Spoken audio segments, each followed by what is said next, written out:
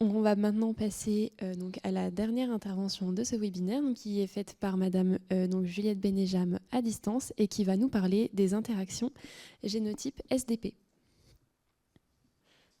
Alors, merci beaucoup de me donner l'opportunité de présenter ces travaux. Donc, comme vous l'avez bien introduit dans les deux précédentes présentations, moi, je vais parler plus spécifiquement d'un exemple d'étude qui a été mené pour comprendre les interactions entre le fond génétique et l'utilisation de stimulateurs de défense des plantes. Et donc, c'est des travaux que j'ai menés au cours de ma thèse que j'avais fait à l'IRHS à Angers dans l'équipe RESPOM. Donc, en termes de contexte d'étude, donc je vais vous présenter un peu le pommier quand même. C'est intéressant de savoir sur quelle espèce on se porte. Donc, c'est une espèce qui appartient à la famille des rosacées, du genre Malus. Donc, le pommier cultivé, c'est l'espèce Malus domestica. En termes de caractéristiques, c'est une très, très grande famille qui est composée de plus de 10 000 variétés, mais seulement 10 sont majoritairement cultivées en verger actuellement. C'est une culture pérenne, donc un arbre soumis à son environnement qui va être non contrôlé. C'est une espèce qui va être greffée. Et en termes d'aspect plus génétique, c'est un génome de 17 chromosomes qui présente une forte hétérozygosie. Ce qui concerne la production, donc ce n'est pas des chiffres très récents, je suis désolée. Mais en France, on est le troisième producteur européen avec trois bassins de production majoritaires, la région PACA, Pays de la Loire et Midi-Pyrénées. Et donc, au cours de ma thèse, je me suis plus particulièrement intéressée à une maladie du pommier, la tavelure, qui est provoquée par l'agent pathogène Venturinia equalis, qui est un champignon à comicètes, qui va en fait, donc c'est des spores qui vont germer à la surface des feuilles, se développer sous la cuticule, des feuilles ou des fruits. Et au moment de la sporulation, le champignon va percer la cuticule et on va voir apparaître des taches brunes à la surface donc des feuilles, comme vous voyez sur la photo, et aussi des fruits. Donc, pour les variétés les plus sensibles, ça va affecter donc tout ce qui est processus de photosynthèse et donc fitness de la plante. Mais c'est surtout que les fruits vont être tachés, donc non commercialisables tels quels en fruits frais. Donc, ces fruits vont être plutôt déviés vers la voie de transformation. Donc, c'est une perte importante pour les producteurs en termes économiques. Les méthodes de lutte qui existent actuellement, c'est la prophylaxie. Donc, il y a plein de petites astuces pour limiter le développement de cette maladie. Et une en particulier, c'est le fait de retirer les feuilles sous les arbres dans les vergers pour limiter la source d'inoculum primaire. Mais c'est surtout l'utilisation massive de fongicides. On estime que pour les variétés les plus sensibles, on a plus de 25 traitements par an juste pour cette maladie-là. Donc l'objectif principal, c'est de limiter l'usage de fongicides en verger. Et pour ça, on s'intéresse à d'autres leviers de lutte, donc une lutte plus durable.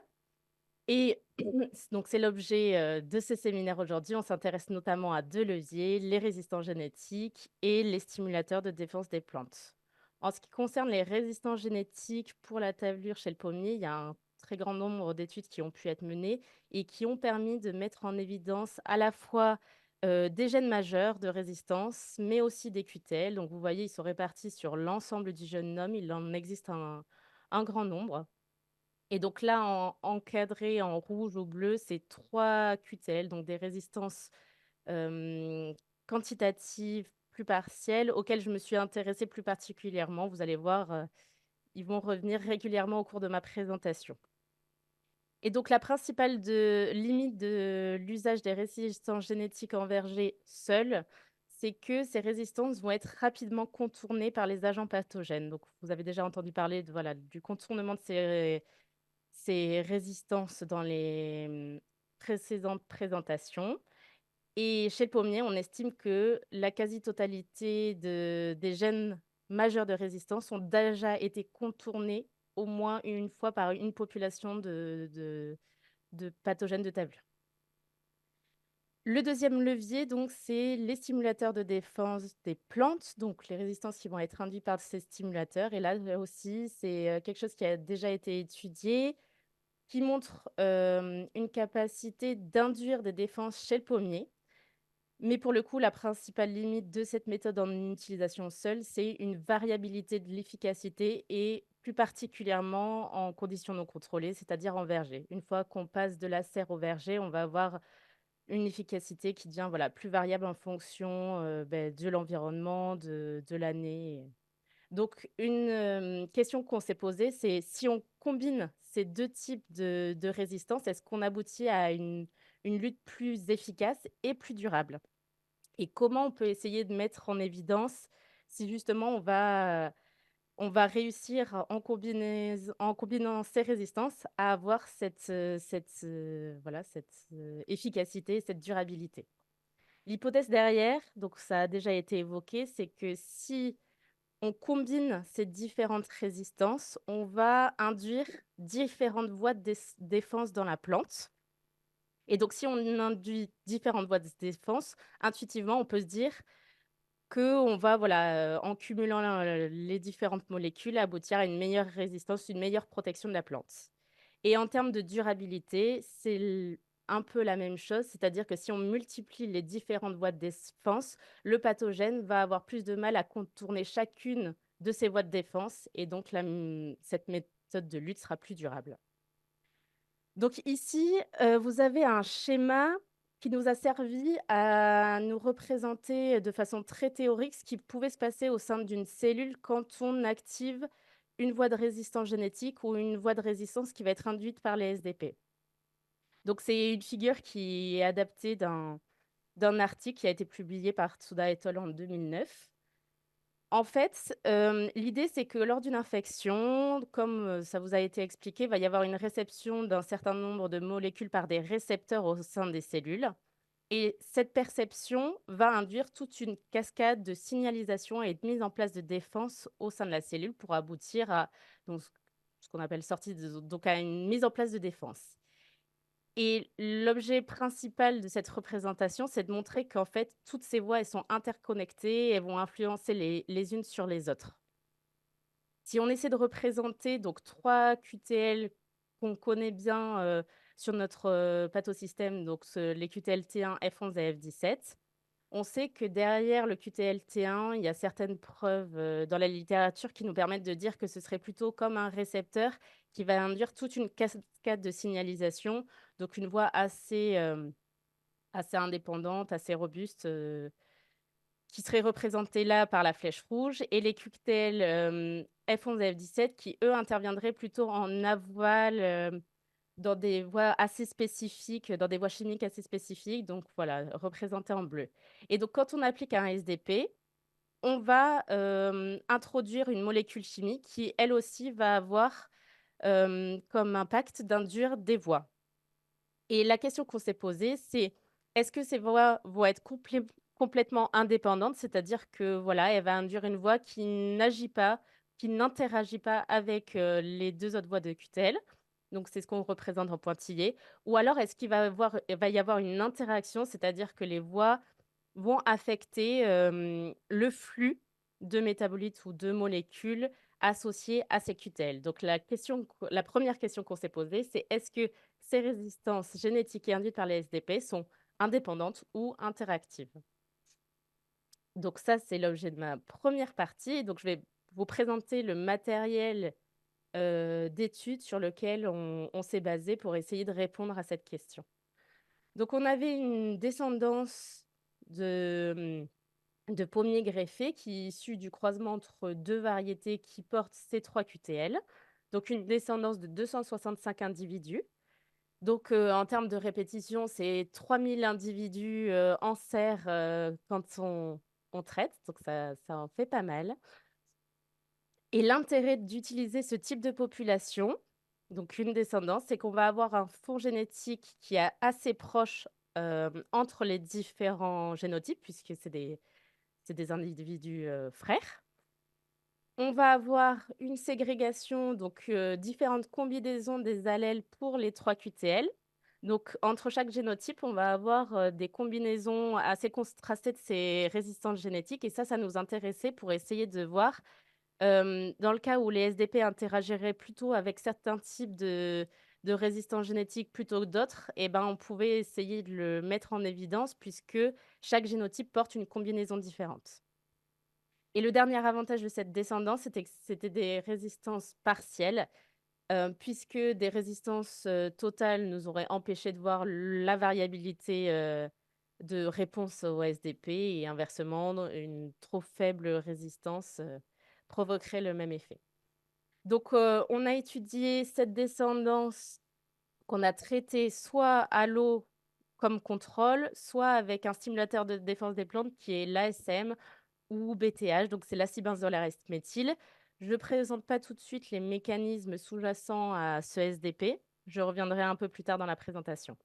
2 jours après le traitement avec le SDP, on a fait donc une infection, c'est-à-dire qu'on a inoculé en pulvérisant des spores à la surface des feuilles et ensuite on a noté les symptômes lorsqu'ils apparaissaient, donc soit 7 jours, 14 jours et 21 jours, après inoculation.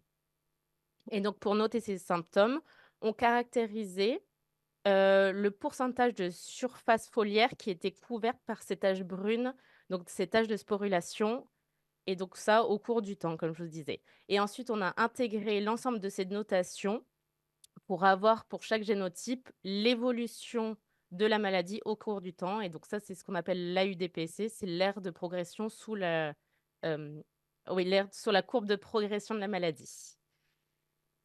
Et ensuite, ce qu'on a cherché à faire, c'est comparer donc cette sensibilité en fonction des génotypes et en fonction du traitement et regarder l'efficacité du traitement ASM, c'est-à-dire qu'on a fait la différence entre les sensibilités dans la condition O ou SDP. En termes de résultats, donc là, je vous présente la sensibilité, à la tavelure dans l'ensemble des génotypes de la descendance, sans traitement ou après un traitement ASM. Donc la première chose qu'on peut voir, c'est qu'il y a une grande variabilité, en fait, de réponse, de sensibilité à la tévelure au sein de cette descendance. Donc c'est ce qu'on cherchait d'abord à confirmer. Donc la Golden et Gala, c'est 2 variétés qui sont nos témoins de sensibilité et les 2 autres flèches, c'est les parents de la descendance.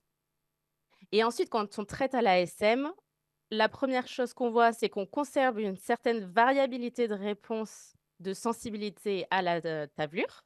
Mais que, globalement, l'ensemble des génotypes est moins sensible et on calcule une efficacité moyenne sur l'ensemble de la descendance de 33 de l'ASM.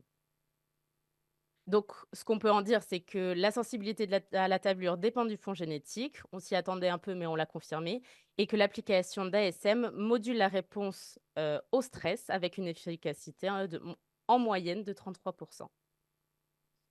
Mais ce qui nous intéressait vraiment, c'est d'aller un peu creuser pour voir, comment chaque génotype, répondait, réellement au traitement. Donc ce qu'on a commencé à faire, c'est essayer de voir la relation entre les, niveaux de sensibilité en fonction du traitement, en traçant le graphique de corrélation de la sensibilité à l'ASM par rapport à la sensibilité à l'eau et donc chaque point en gris, c'est un génotype de la descendance. Et donc pour les génotypes les plus résistants, en fait, pour, des génotypes qui ont le même niveau de sensibilité dans la condition contrôle, on va avoir à peu près les mêmes niveaux de sensibilité, après un traitement à l'ASM. Ils seront moins sensibles, mais ce sera équivalent entre les génotypes. Donc là, on serait plutôt sur une indépendance entre les résistances puisque tous les génotypes vont répondre à peu près de la même façon au traitement à l'ASM. Par contre, pour les individus qui vont être plus sensibles, ce qui était intéressant de voir, c'est que pour certains génotypes, typiquement, voilà, celui-ci ou celui-ci qui ont le même niveau de sensibilité quand on est sans traitement, en conditions, contrôle, on va avoir des réponses après traitement qui vont être très, très différentes.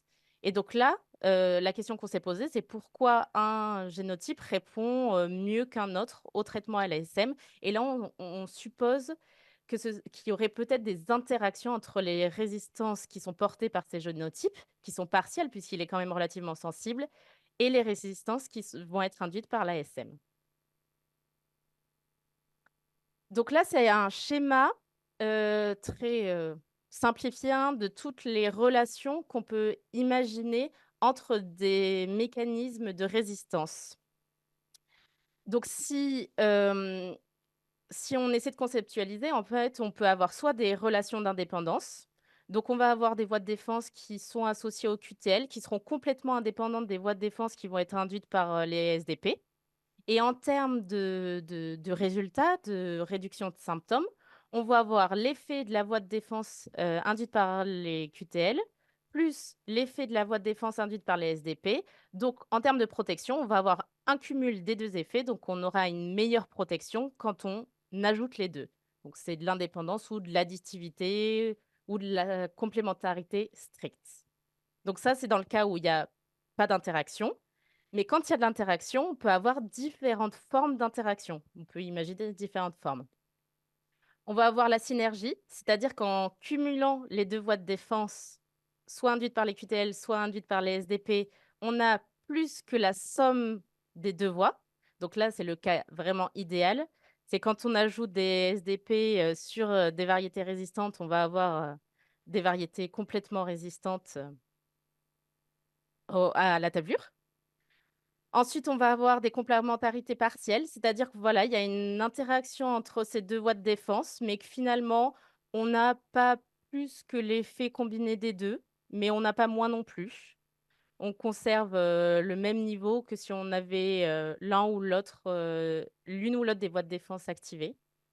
Et la dernière forme d'interaction, c'est l'antagonisme. Là, c'est vraiment pas ce qu'on cherche à avoir en termes de lutte durable, c'est-à-dire que quand on cumule les 2 voies de défense, on a moins de réduction de symptômes que si on avait que l'une ou que l'autre. Et par rapport aux résultats donc du graphique de corrélation que je vous ai montré, on serait plutôt dans de la relation d'indépendance pour les génotypes les plus résistants, mais dans une forme d'interaction pour les génotypes les plus sensibles. Et donc à partir de ça, donc si on arrive à mettre en évidence une forme d'interaction entre les résistances génétiques et les résistances qui vont être induites par les SDP, ce qu'on s'est posé comme question, c'est est-ce qu'on peut identifier soit des régulations des mécanismes génétiques par les SDP, c'est-à-dire qu'en appliquant des SDP, on va moduler les voies de défense génétiques, enfin activées par des résistances génétiques, ou alors, est-ce qu'on peut mettre en évidence des QTL de réactivité, de d'élistabilité, au SDP? Donc ça, c'est ma partie 2. Donc je vous présente, le matériel qu'on a utilisé en, en me focalisant sur, en fait, la détection de QTL parce que en fait, ce qu'on a cherché à faire, c'est de détecter des QTL en conditions contrôle ou après, l'application d'un SDP et voir ce qui était modulé en termes de QTL. Donc pour détecter des QTL, on a besoin d'un certain nombre de marqueurs génétiques répartis sur l'ensemble du génome. Ces marqueurs, ils vont nous permettre d'avoir l'information de la version, de l'ADN à chaque position du génome pour chacun des génotypes de notre descendance. Et on compare donc l'information de ces marqueurs génétiques avec des données phénotypiques. Et donc là, vous avez l'exemple d'un marqueur pour lequel on a 3 versions, donc 3 versions d'allèles. Donc, avec, chaque, nombre d'individus, donc nombre de génotypes qui portent cet allèle-là. Et comme on peut voir, le phénotype varie en fonction des versions de ce marqueur. Donc on dit que ce marqueur est significatif, c'est-à-dire qu'il va réguler la variabilité du phénotype de résistance, ici dans notre cas. Et en fait, si on fait ce calcul de significativité, de l'effet de ce marqueur pour chacun des marqueurs du génome, on a ce type de représentation. Donc là, ce serait un chromosome. Chacun des marqueurs a, une valeur de significativité et donc voilà, quand on a les valeurs les plus élevées, c'est-à-dire qu'on a un QTL à cet endroit-là, c'est-à-dire qu'il y a une région génétique qui contrôle la résistance. Et donc ça, c'est ce qu'on appelle une courbe de Lode. Donc si on reprend le schéma expérimental, on va utiliser les données d'AUDPC, donc d'évolution de la sensibilité à la maladie, pour faire des détections de QTL sur l'ensemble de la descendance. dans le traitement contrôle ou après un traitement à l'ASM. Et ce qu'on va chercher à voir, c'est s'il y a une présence-absence, du QTL, c'est-à-dire que quand on applique de l'ASM, est-ce qu'on va voir certains QTL qui apparaissent ou disparaissent? Mais on va aussi chercher à comprendre la variation de l'effet de ces QTL. Parce que du coup, ces QTL vont induire des différences en termes de moyenne phénotypique qui vont être plus ou moins grandes en fonction des QTL, donc c'est la significativité du QTL. Et donc, on va chercher à voir si, l'application d'ASM va faire varier l'effet du QTL s'il n'est pas, absent ou présent. Donc là, je vous présente les résultats de détection de QTL qu'on a fait, donc toujours en bleu, dans la condition contrôle, en orange après un traitement à l'ASM. Et donc ça, c'est les 5 QTL qu'on a détectés dans la descendance qu'on a étudiée. Ce qu'on peut voir, c'est que, pour certains des QTL, on retrouve bien dans les 2 conditions, donc pour le QTL T1, F11 et F10, on retrouve bien les mêmes QTL. Par contre, pour 2 des QTL, donc T13 et F3, on a une disparition, du QTL après une application à l'ASM. Donc ça, c'est pour la présence-absence et en termes de variabilité d'effet de ces QTL, on voit que l'effet de ces QTL sont parfois diminués par, l'application d'ASM. Mais il y en a certains, donc il y en a un autre, le QTL F17, qui a une modulation favorable après application d'ASM. Favorable, mais relativement faible. Donc, ce qu'on peut conclure de ces résultats, c'est on n'a pas mis en évidence de QTL de réactivité à l'ASM. Il n'y a pas d'apparition de nouveaux QTL après une application d'ASM sur cette descendance. Mais on a pu mettre en évidence des modulations relativement faibles, mais des modulations de certains QTL de résistance qui étaient, déjà présents dans cette descendance. Pour essayer de comprendre ce qu'il y a derrière en termes de mécanismes, je vais revenir un peu plus, voilà, sur, ce qu'est l'ASM, l'acide méthyle. Donc c'est un analogue de l'acide salicylique. Donc l'acide salicylique qui est connu dans la plante pour activer un certain nombre de voies de défense et notamment toutes celles qui sont, représentées ici. Je ne vais pas détailler, mais donc on sait qu'en appliquant l'ASM, on devrait avoir l'activation d'un grand nombre de voies de défense en parallèle. Donc on a essayé de représenter de façon très schématique, pas du tout exhaustive, ce qui pouvait se passer. Donc en imaginant qu'on a des flux de voies qui sont activés par des QTL, en conditions normales et ensuite quand on applique l'ASM, si on imagine que ça va activer certaines voies, comment on pourrait conceptualiser le fait que certains QTL apparaissent, certains, enfin disparaissent, certains QTL sont modulés favorablement ou défavorablement? Je vais juste donner l'exemple d'un cas où il y a une disparition du QTL.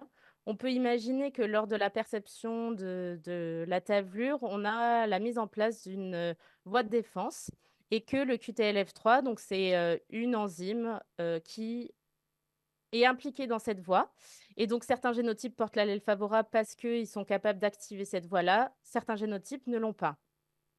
Sauf que quand on applique de l'ASM, eh ben, on va activer, voilà, comme je vous disais, pas mal de voies de signalisation et peut-être notamment une voie qui, fait intervenir une molécule B. Sauf que pour synthétiser cette molécule B, on va devoir détourner, en fait, tout un ensemble de voies chimiques pour la synthèse de cette molécule, pour activer ces défenses-là. Et donc ça va driver le flux vers cette molécule, ce qui va en fait, limiter, même faire disparaître cette voie associée au QTLF3, ce qui fait que dans la descendance, tous ceux qui portaient l'allèle favorable, finalement, n'ont plus l'effet de cet allèle favorable et c'est pour ça qu'on pourrait imaginer une disparition, de ce QTL dans une descendance traitée. Donc voilà, je ne vais pas revenir du tout, c'est juste une façon de schématiser et essayer de comprendre pourquoi on pourrait avoir une interaction entre ces 2 types de résistance. Donc en termes de conclusion et de perspective, ce que ces travaux ont pu mettre en évidence, c'est que, l'efficacité de l'ASM dépend du fond génétique. Enfin dépend des génotypes, en tout cas dans notre descendance. Ça, c'est ce qu'on a pu voir avec certaines formes d'indépendance, certaines formes d'interaction et plutôt d'interaction partielle. On n'a pas pu mettre en évidence de QTL de réactivité dans cette population-là. Ça ne veut pas dire qu'il en existe pas, mais en tout cas dans la nôtre, on n'a pas pu en mettre, en évidence et par contre, on a pu montrer qu'il y avait des modulations des, QTL de résistance. C'est-à-dire qu'en appliquant un traitement à l'ASM, on va interagir avec les résistances génétiques qui sont déjà présentes, dans ces pommiers et donc bon, ces travaux ont fait l'objet d'une publication, si vous voulez plus de détails.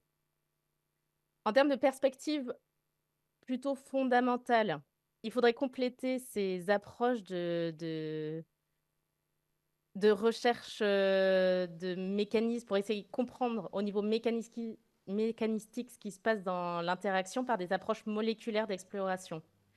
On peut essayer d'imaginer, regarder ce qui se passe quand on applique, l'ESDP en termes de variabilité moléculaire et en fonction des résistances génétiques. Ça permettrait de comprendre et d'étayer un peu tout ce qui est schéma de concept, pour voir si voilà, ça peut apporter plus d'éléments. On pourrait développer d'autres approches de génétique sur de nouvelles populations. Là, comme je vous disais, on est sur un fond génétique quand même assez limité, une seule descendance, mais si on multiplie à d'autres descendances, peut-être sur des collections de diversité génétique, donc par des approches de GWAS comme ça vous a été cité dans la présentation précédente. Donc, ce serait intéressant de comprendre si voilà, ce qu'on a pu voir sur le pommier se retrouve dans d'autres populations, des populations plus grandes, différentes. Voilà. Et ensuite, une autre question, c'est est-ce qu'en utilisant un autre SDP plutôt que l'acide benzolares méthyle, on est face à d'autres mécanismes et d'autres interactions? Et en perspective plus générale, c'est des choses qui vous ont déjà été dites, donc je passe rapidement, mais effectivement, ça pourrait permettre de développer des marqueurs. Donc, si on sait que les SDP modulent certains types de résistance génétique plutôt que d'autres, on va aller plutôt développer des marqueurs dans les résistances favorables à l'interaction. On va pouvoir associer un traitement à un génotype, puisqu'on sait qu'il y a potentiellement des interactions plus ou moins favorables. Et après, voilà, vraiment, ce qu'il faut tenir compte, je pense, pour l'avenir, c'est optimiser les traitements en conditions de réel, c'est-à-dire tenir compte de l'effet génotype, mais aussi de l'effet génotype croix-SDP et de l'effet génotype croix-SDP, croix-environnement. C'est vraiment en considérant la totalité qu'on va qu'on pourrait aboutir à une lutte durable.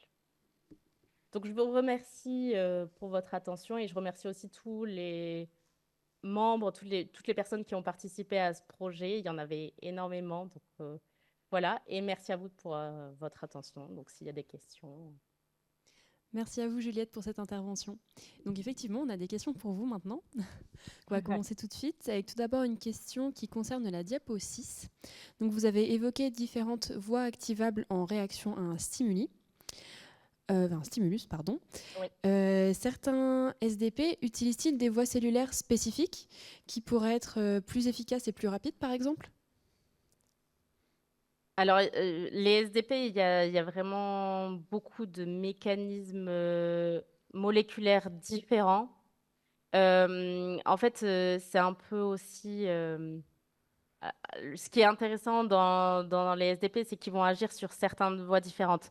Là, celui sur lequel je me suis intéressée, c'est vraiment un analogue de l'acide salicylique, c'est qu'il intervient vraiment au niveau très global. Voilà, il va induire vraiment une énorme cascade de signalisation et après, au niveau cellulaire, voilà, c'est vraiment une grosse cascade de signalisation qui va déclencher plein d'éléments. Après, plus efficace l'une ou l'autre, enfin des SDP plus efficaces que d'autres, oui. Euh, les bases moléculaires de cette efficacité, bah, je ne les connais pas bien et il n'y a pas beaucoup d'études qui les mettent en évidence. D'accord, je vous remercie. Et du coup, est-ce que des voies plus rapides en termes de réaction ont été identifiées, par exemple, qui ont un effet immédiat? Euh, Après, là, l'effet est quand même Plus ou relativement... moins immédiat, pardon. Oui, oui. Là, c'est quand même un effet qui est relativement rapide, hein. On traite et 2 jours après, on a déjà une réponse, sachant que nous, on a laissé 2 jours pour être sûr que voie de défense était bien mis en place, mais qu'il y a déjà des choses qui se mettent en place plus tôt. Après, je sais que quand on touche les phytohormones, les réponses sont quand même peut-être relativement plus lentes, le temps que tout se mette en place. Donc, il y a peut-être des molécules plus spécifiques qui, effectivement, peuvent induire une réponse plus rapide. Mais là, je ne les connais pas. D'accord, je vous remercie. Je donne maintenant la parole à Monsieur Sylvain Gendros qui a une question pour Ah vous. oui, oui, j'avais également une question. Bah, merci pour l'exposé. C'était effectivement, on peut penser que si on était capable de détecter, il pourrait y avoir des QTL différents selon le SDP, c'est ce qui est indiqué dans la conclusion, mais C'est et ça. aussi en fonction des catégories. Et je me demandais, et je sais que vous l'avez essayé un peu dans la thèse, c'est que si on essayait des SDP qui correspondaient plutôt à des pentes, donc qui seraient perçus au niveau de la membrane, est-ce qu'on n'aurait pas plus de chances de tomber sur des réactions plus spécifiques que lorsqu'on agit sur la voie de l'acide salicylique, par exemple, là où finalement, qui va converger en fait entre des résistances de type SDP et des résistances génétiques, quoi. Hum, alors, en fait, en termes de résistance génétique, ce qui s'apparenterait plus à un SDP donc qui ferait intervenir des PAMP. Mm. Donc, c'est l'exemple du Kosoga, hein, typiquement. En fait, le QTLT1, c'est typiquement ce type de défense. Donc, moi, ce serait de la redondance avec un QTL qui existe déjà ou avec des gènes majeurs. Donc, peut-être que c'est un avantage puisqu'on va doubler le flux de cette voie, mais peut-être aussi que c'est juste un double signal d'entrée qui va pas amener un flux plus important en suivant. D'accord. Et donc, si je poursuis, donc si j'ai bien compris, c'est-à-dire que Oui. les traitements avec le Kosoga, ça converge avec finalement la voie de la résistance qualitative de QT1, c'est ça? Alors, je ne peux pas l'affirmer, mais D'accord. ça met enfin, on sait que T1, ce serait sûrement un récepteur qui réagit à un pump. Donc, ce D'accord. serait Ok. sûrement similaire en termes de réponse. D'accord. Mais je ne peux pas l'affirmer parce qu'on ne sait pas exactement ce qu'il y a sous T1. Ok, merci. Merci Sylvain. Du coup, je vais reprendre les questions que nous avions. Donc, dans les résultats que vous présentez, Juliette, ils vont dans le sens d'une efficacité des biosolutions. Et du coup, comment expliquez-vous qu'aujourd'hui, le recours aux biosolutions ne soit que faiblement démocratisé? Alors, je montre une forte efficacité des SDP parce que je suis en serre. En fait, c'est la principale limite de l'expérimentation fondamentale, hein. Je suis en conditions contrôlées et la seule chose que je regarde, c'est on applique un traitement ou on l'applique pas. Quand on est en verger, il y a énormément d'autres facteurs qui vont intervenir et qui vont induire des effets sur l'efficacité du SDP. Je sais que l'ASM, il a été testé en verger et on n'est pas sur une efficacité aussi grande que ce que je peux obtenir voilà, en serre. Donc je comprends que pour l'instant, ce ne sera pas développé, mais il y a énormément de recherches qui essaient de projets de recherche qui essaient de comprendre pourquoi justement en passant en conditions verger, on perd totalement cette efficacité ou on a, en fait, c'est pas qu'on la perd, c'est qu'on a une variabilité en termes d'efficacité qui varie d'une année à l'autre en fonction de la météo, en fonction de la lumière, en fonction de... Voilà. Et donc ça, on cherche encore à comprendre pourquoi. Et je pense que quand on comprendra mieux ce qui se passe, quand on passe en conditions réelles, ce sera plus développé. D'accord, je vous remercie. Ensuite, une question par rapport à la diapo 12 et les mécanismes que vous y présentez. Et est-ce que ces mécanismes, ils sont susceptibles d'être similaires après application de biostimulants, et cela en comparaison avec les SDP? Alors, c'est très théorique, hein, la diapo 12. On a essayé d'imaginer tout ce qu'il pouvait y avoir comme relation entre des voies qui sont induites par des QTL et des voies qui sont induites par des SDP. On peut imaginer que des voies qui sont induites par des biostimulants, conceptuellement, c'est la même chose, hein. On peut avoir de l'indépendance, de l'interaction avec synergie ou antagonisme. En fait, ces différentes catégories, c'est juste tout ce qui peut exister dans le vivant comme relation et comme interconnexion entre les voies biologiques, les voies chimiques. Et on sait qu'il y a énormément de corrélation entre ces voies. Il y a on appelle des trade-offs. Je n'ai pas le terme en français, mais voilà, Des des compromis. compromis. Voilà, des compromis entre de la résistance, de la croissance. Donc, je pense qu'on peut se baser sur ces mêmes modèles-là avec des biostimulants. Oui. Je vous remercie. Et donc, vous avez utilisé aussi des phytohormones, ce qui a franchi peut-être des étapes de perception des signaux. Et est-ce que cette absence de réponse à un stimulus, est-ce qu'elle ne simplifie-t-elle pas les mécanismes qui sont mobilisés? Est-ce qu'elle ne simplifie pas les mécanismes Oui, mobilisés?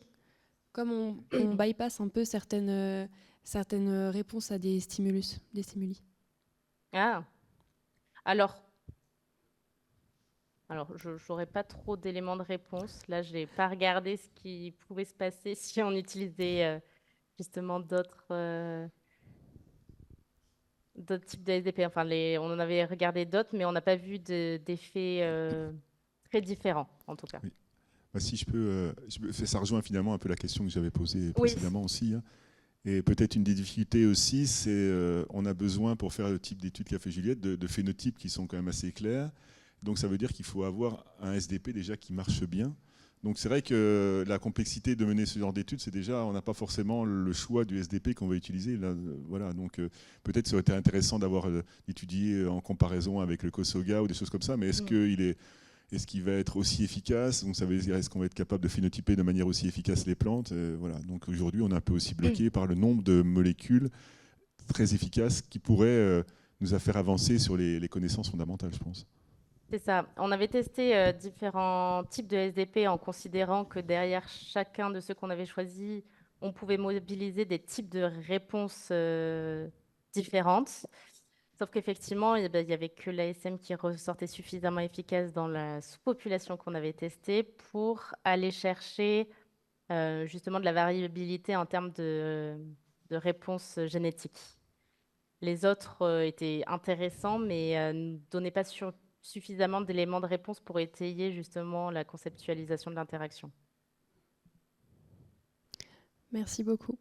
Donc j'en profite pour vous dire, Juliette, qu'il y a un message pour vous dans le chat de la part de Valérie Leclerc, qui vous remercie pour votre présentation et qui voulait vous informer qu'il y a une thèse qui a été démarrée en octobre sur l'interaction carotte et alternaria pour étudier la variabilité de réponse de la carotte, un SDP, en considérant l'effet température et génotype. Et c'est à l'IRHS d'Angers. Oui. Eh ben, super. C'est une très très bonne chose parce que il y a très peu finalement d'études qui ont été aussi loin pour essayer de chercher des mécanismes. L'équipe Carotte à l'IRHS fait partie de ceux qui ont mis en place des choses et donc continuer avec la composante environnement, je trouve ça super. Merci beaucoup.